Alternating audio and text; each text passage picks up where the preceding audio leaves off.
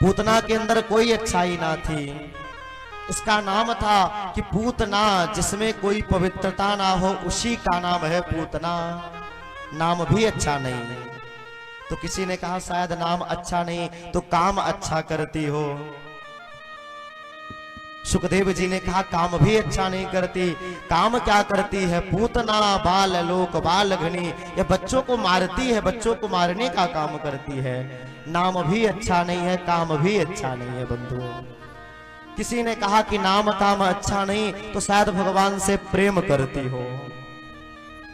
सुखदेव जी कहते भगवान से प्रेम भी नहीं करती है, नाम भी अच्छा नहीं, काम भी अच्छा नहीं, और भगवान को मारने के लिए आई थी।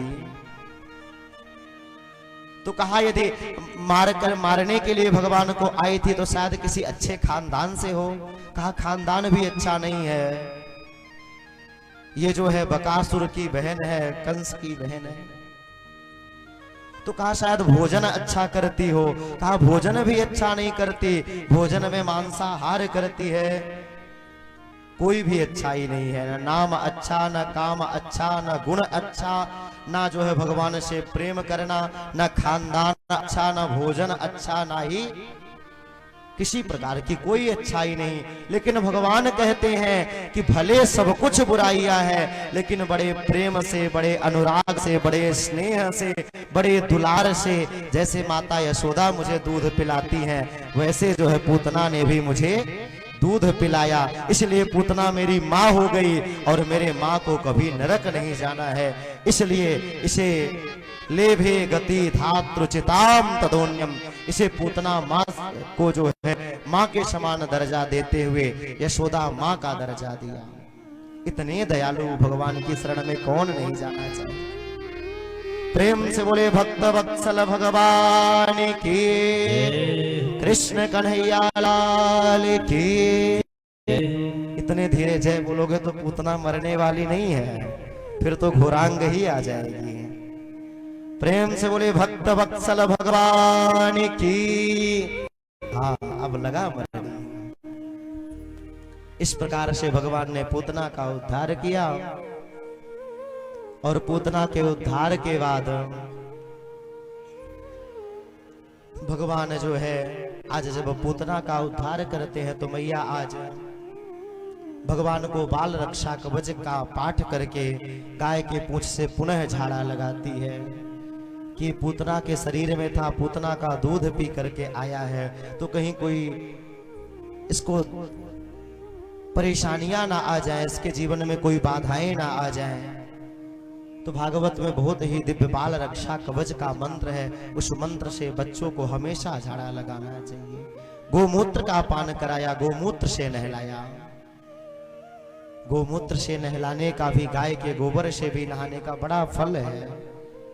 और हमारे यहाँ तो पंचगव्य करण कहा गया है।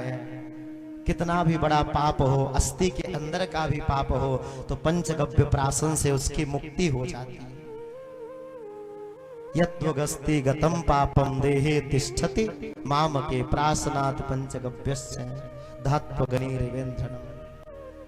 तो मानो कैसी भी कितनी भी बड़ी आपदा हो तो पंचगव्य का प्राशन कर लो, और ब्राह्मणों के द्वारा अभिमंत्रित करा करके यदि घर में किसी भी प्रकार का दोष है, किसी भी प्रकार की बाधा है, तो घर के मध्य भाग पर आप एक बड़े कलश पे पंचगव्य को डाल करके गड़ा दोगे तो घर की सारी बाधाएं दूर हो जाती। पंचगव्य क्या क्या है? गाय का दूध, गाय का दही, गाय का घी, गाय का गोमूत्र और गाय का गोबर, ये पंचगव्य है। इस प्रकार से लाला को पंचगव्य से स्नान कराया। और अब धीरे धीरे हमारे बाके बिहारी लाल जी बड़े होने लगे। और जैसे आज कन्हैया के नक्षत्र का समय आया, रोहिणी नक्षत्र आया, अब लाला हमारे 1 महीना के हो गए। मैंने कहा जाओ, नाई को बुलावा भेज दिया कि जाकर पूरे गांव में जो है दुहाई लगा दो, बता दो कि लाला 1 माह का हो गया। और मैया तो हमेशा उत्सव ही मनाती है लाला का। उत्सव का मतलब क्या है?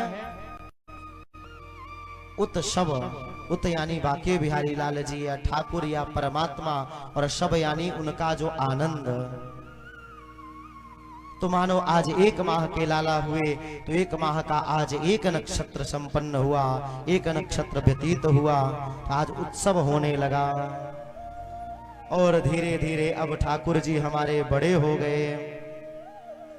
इसके बाद अब जब 1 माह के हुए तो एक संकट भंजन नाम का जो है दैत्य आकर के लाला के पास बैठ गया। भगवान ने उसका भी उद्धार किया, तृणावर्त नामक दैत्य का उद्धार किया। धीरे धीरे लाला अब बढ़ते बढ़ते आज अब 1 वर्ष के हो गए। और जब 1 साल के हमारे ठाकुर जी हो गए, गोविंद 1 साल के हो गए, लेकिन अभी तक नामकरण संस्कार नहीं हुआ। तभी उनके यहाँ नंद बाबा के यहाँ गर्गाचार्य जी का आगमन हुआ। गर्गाचार्य जी आए और गर्गाचार्य जी को देख करके मानो आज नंद बाबा ने प्रार्थना करी कि आप तो परम विद्वान हैं, ये हमारे 2 बालक हैं, इन दोनों का नामकरण संस्कार कर दीजिए।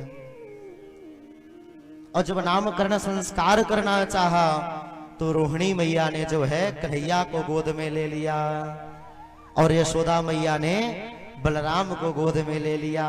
परीक्षा लेना चाहा, लेकिन देखते ही गर्गाचार्य जी पहचान गए कि कौन कृष्ण है, कौन बलराम है। तो सबसे पहले बलराम जी का नामकरण संस्कार करते हैं। कहते हैं कि ये जो है बल में श्रेष्ठ रहेंगे और जो है ये शेष के अवतार हैं, इसलिए इनका नाम पड़ेगा बलराम। प्रेम से बोले बलराम दाऊ सरकार की जय। बलराम जी का नामकरण संस्कार किया। इसके बाद मैया ने कहा बाबा अब 1 का नाम बता दिए तो दूसरे का भी नाम बता दो। तो बाके बिहारी तो हमारे चंचल चपल किशोर